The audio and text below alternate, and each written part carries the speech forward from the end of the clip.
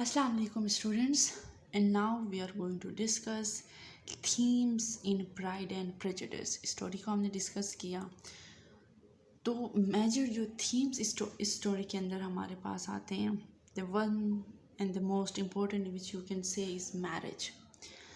अब मैरिज की अगर हम प्राइड एंड प्रेजुडिस को देखें, it's a type, you can say it's a love story, right. लेकिन जो राइटर है, जो ऑस्टन है, उसने क्या पॉइंट आउट किया है, inequality in relationships, you can say relationships of men and women, between men and women. और ये भी डिस्कस किया है कि how it affects women's choices and options regarding marriage. Now see, अगर हम उस टाइप की सोसाइटी की बात करें, वो थी काइंड ऑफ लिमिटेड थी फीमेल के लिए बेसिकली. और जो फैमिलीज़ थी वो किस चीज़ पे बेस करती थी, सोशल रैंक पे, कनेक्शंस पे. इसके इतने ताल्लुकात, इसके पास इतना पैसा है के हिसाब से.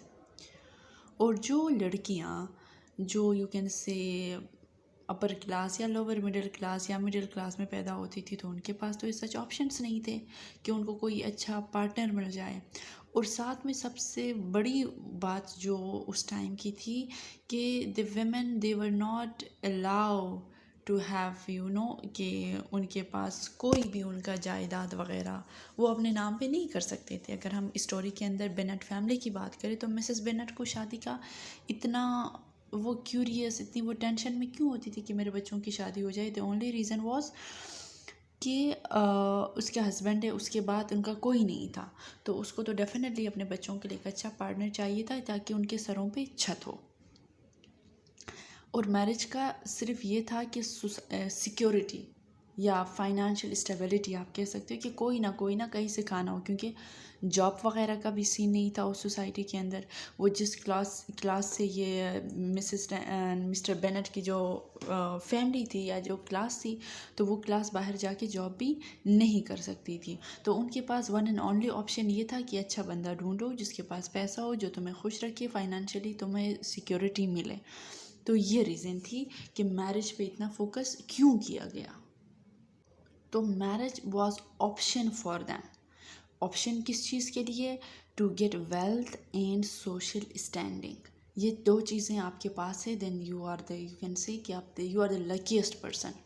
तो ऑस्टन ने यहाँ पे क्या किया है, एक क्रिटिकल जो overview I, you can say मतलब very critical of women who मेरी ओनली फॉर सिक्योरिटी. कह सकते हो कि यहाँ पे ऑस्टन बहुत ज़्यादा क्रिटिकल हुई है कि यहाँ पे जो वेमेन है वो सिर्फ सिक्योरिटी के लिए शादी करती हैं.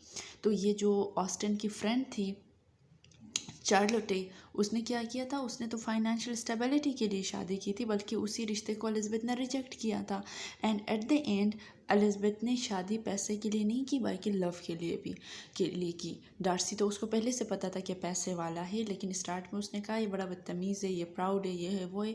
एट द एंड स्टोरी के अंदर जब चेंजेस आई तो उसने उस चीज़ को क्या किया कि नहीं, then at the end she marries for love. तो यहाँ पे शादी का को क्लियर हो गया होगा.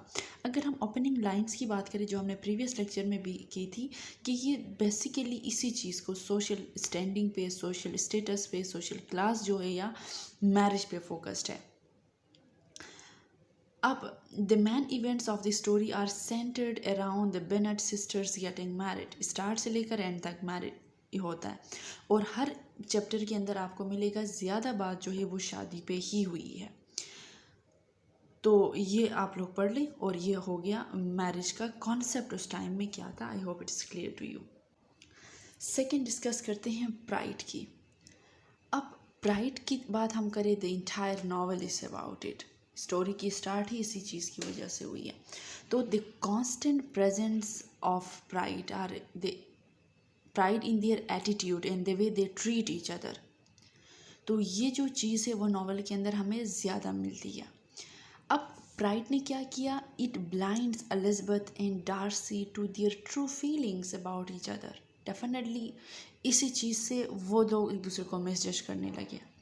If we particularly talk about Darcy's pride, like that about his social rank, कि मेरे पास तो पैसा बहुत है, which makes him look down on anyone not in his immediate circle, कि this person does not belong to my circle and I am the one.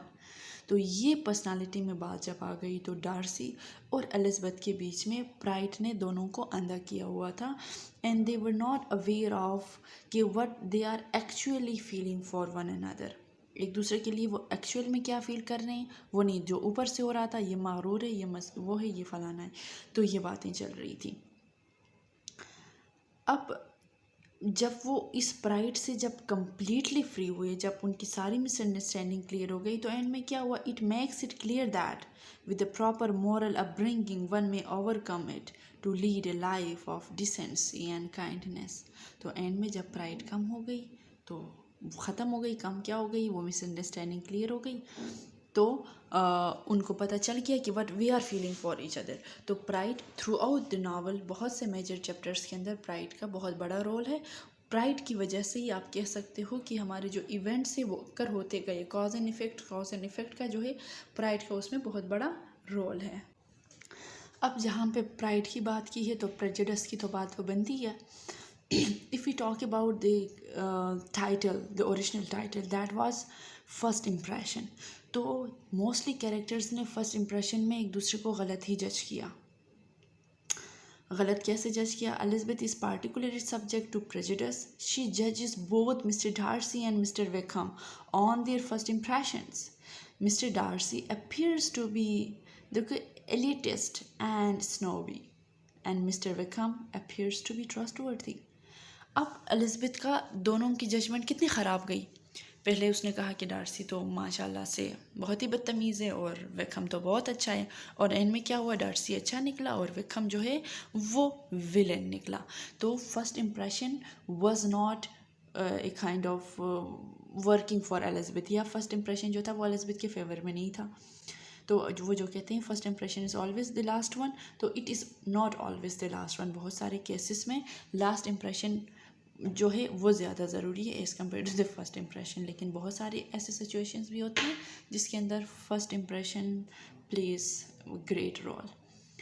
Okay, then it becomes difficult for Elizabeth to overcome her judgements. तो definitely novel के 61 chapters चले गए। When Mr. Darcy attempts to explain himself in a letter, Elizabeth is stubborn about her previous judgment of him. With a strong prejudice against everything he might say, she began his account of what had happened at Netherfield. तो still she was justifying herself that I am right about him. वो नहीं accept कर रही थी कि मैं गलत हो सकती हूँ। When Elizabeth finally learns that she was wrong, she feels horrible about her prejudice. कि इसने कहा कि देखो she feels horrible about her prejudice, कि यार मैंने किया क्या है, how mistaken I was, how wrong I was. तो बहुत ज़्यादा उसको बुरा लगा, और जो उसने सोचा ना मैंने जो डार्सी के बारे में सोचा था वो सही था और ना विक्रम के बारे में सोचा था वो सही था। तो she was blind about both of the characters reality. तो pride and prejudice, I hope it is clear to you. Third बात करते हैं सोसाइटी एंड क्लास की। ओके, सोसाइटी एंड क्लास के अंदर अगर सोशल हायरार्की को देखा जाए, ऑस्टन के नावल में प्राइड एंड प्रेजुडिस के अंदर हमारे पास जो कैरेक्टर है लेडी कैथराइन, उसके बारे में कहा जा सकता है कि वो एक हाईएस्ट रैंक पे है पैसे के हिसाब से, सोशल स्टैंडिंग के हिसाब से, एंड मिस्टर वेकहम जो है वो लोवेस्ट है, और बाकी जो कैरेक्टर्स है they are in between. But अगर स्पेसिफिकली सोशल क्लास की बात की जाए, सोशल क्लास की वजह से भी देयर वर डिफरेंसेस। कैसे डिफरेंसेस थे? The difference in class between mister Darcy and the Bennets is what makes Mr. Darcy unwilling to show his feelings to Elizabeth. कि यार आई एम समथिंग, मैं तो एलीट क्लास का हूँ, how can I be with someone जो कि मेरे class से नीचे के हैं। He knows he shouldn't marry to someone of a lower class, ये उसने अपने दिमाग में बिठाया हुआ था। इसका माइंड सेट डार्सी का क्या था? Could you expect me to rejoice in the inferiority of your connections, to congratulate myself on the hope of relations whose condition in life is so. See, अब life is so decidedly beneath my own. See, यहाँ पे मसला क्या है? मसला ये है कि आप बहुत अच्छे हो, आप में कोई मसला नहीं, ये सारा कुछ है, लेकिन मसला ये है आप फाइनेंशियली मेरी तरह स्टेबल नहीं हो, मेरे जितना पैसा आपके पास नहीं है, so we can not be together. तो ये थी वहाँ की सोशल क्लास, ये थी वहाँ की सोसाइटी, जहाँ पे एक्सपेक्ट ये करते थे कि सेम क्लास के हो देन मैच बन सकता है, लेकिन लोअर अपर अपर लोअर है तो नहीं बन सकता। अगर लेडिया की केस की बात की जाए तो फैमिली को बहुत ज़्यादा टेंशन थी कि हमारी बेइज्जती हो जाएगी, हम तो we can not survive in the society, people will mock us, they will disrespect us. Reason क्या था कि हमारी बेटी तो भाग गई। तो वो उस टाइम की जो सोसाइटी थी तो वो उस चीज़ को भी एक्सेप्ट नहीं कर पाती थी कि गलती एक लड़की ने की है लेकिन उसकी सज़ा पूरी फैमिली को मिल जानी थी। और शायद अगर लेडिया और विक्रम की शादी ना होती तो बाकी बहनों की शादी फिर मुतासिर हो जाती कि इनकी बहनें तो ऐसी है। तो ये सोशल क्लास या सोसाइटी जो थी उसके माइंडसेट ये भी था। और जब ये जो लेडी कैथराइन है जिसने एलिज़ाबेथ की जब इंसल्ट की थी when she was marrying Darcy, उसने उसको कहा था कि आपकी जो सोशल क्लास है कि वो सेम नहीं है ना, मतलब आप डार्सी से नीचे हो। तो इसमें बहुत ही ज़बरदस्त रिप्लाई दिया था एलिज़ाबेथ ने, बहुत ही फेमस लाइन से इस नावल की, in marrying your nephew, in marrying your nephew, I should not consider myself as quitting that sphere। कि मैं आपकी नेफ्यू से तो शादी कर रही हूँ लेकिन इसका मतलब ये नहीं है कि मैं अपनी वो लाइफ भूल जाऊँगी। मैं जिस सर्कल में थी मैं उसी में हूँ, मैं उसको क्विट नहीं कर रही हूँ, मैं उसको छोड़ नहीं रही हूँ। He is a gentleman. Here he means Darcy. He is a gentleman. And I am a gentleman's daughter. So far we are equal. Now see how beautifully she is saying so. He is a gentleman means Darcy is a gentleman. I am a gentleman's daughter. So for we are equal. जिस तरीके से ये अपनी family को on कर रही है, जिस तरीके से ये इंडिविजुअलिज्म दिखा रही है, इंडिविजुअल थॉट्स अपने दे रही है कि इन दिस सोसाइटी इवन जहाँ पे मैरिज को इतना सोशल उसके लिए सिक्योरिटी के लिए या पैसे के लिए किया जाता है, ये कहती है कि नहीं, I am not one of those. मेरी अपनी फीलिंग्स हैं, मैं इंडिविजुअल हूँ और मैं प्यार के लिए शादी कर रही हूँ, मैं किसी के लिए नहीं, और उसमें भी अपनी फैमिली को ऑन करना कि नहीं, I belong to this family forever. तो ये बहुत खूबसूरत लाइन है सोसाइटी और क्लास की। अब बात आ जाती है फैमिली की। वी कैन नॉट से कि मेजर थीम है, लेकिन थोड़ा इसको समझे कि फैमिलीज़ में difference, with in family differences कितने हैं। अगर देखा जाए कि ये पूरी फैमिली ऐसी है तो ऐसा नहीं होता। अगर फैमिली की टर्म्स एंड कंडीशंस या एजुकेशन और इन चीज़ों की बात करें, जो एलिज़ाबेथ की पार्टिकुलर फैमिली या मिस्टर एंड मिसेस बेनेट की जो पार्टिकुलर फैमिली थी या फैमिली है, उसके अंदर भी डिफरेंसेस हैं। अगर हम बात करें, चले लेडिया को बेंगले जो है वो पसंद आ गया, पैसा था वो था, फर्स्ट इम्प्रेशन में सारा कुछ हो गया, या फिर एंड में लेडिया जो विक्रम के साथ भाग गई, बट स्टिल उस फैमिली में एक लड़की है जिसका नाम एलिज़ाबेथ है जो कि नावल की हीरोइन भी है। तो वो बहुत मेच्योर है, इंटेलिजेंट है, और एज़ कम्पेयर टू लेडी आप कह सकते हो कि जिसके अंदर इमेच्योरिटी ज़्यादा थी और उसने कुछ ऐसी हरकतें भी की। तो फैमिलीज़ का जो है ना, पर्सन टू पर्सन इंडिविजुअलिज्म भी दिखाया गया है। ऑल्दो एलिज़ाबेथ की फैमिली की बात की जा रही, मेजर कंसर्न क्या चीज़ थी? मैरिज थी, क्योंकि उनकी सिक्योरिटी के लिए, क्योंकि उनके पास फिर उनके फादर के बाद कुछ रह नहीं जाना था कि वो कहाँ पे रहते, उनके लिए फिर मसाइल बन जाते। तो इसको माइनर है तो आप लोग इसको पढ़ सकते हो। रेपुटेशन, जिसमें ऑलरेडी हमने सोशल क्लास की बात की कि ये सारा कुछ, तो वो चीज़ भी इसी के अंदर ही रिपीट हुई है।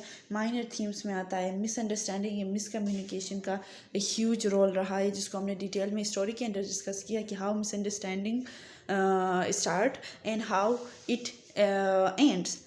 तो इस तरीके से वही चीज़ें यहाँ पे ये इसको रीड आउट कर ले, इसको समझने की कोशिश करें। अगर समझ में नहीं आता है, we will definitely going to discuss them in the class. वहाँ के आप मुझसे पूछते कि मैम समझ नहीं आई, तो मैं वहाँ पे आप लोगों को ये समझा दूँगी।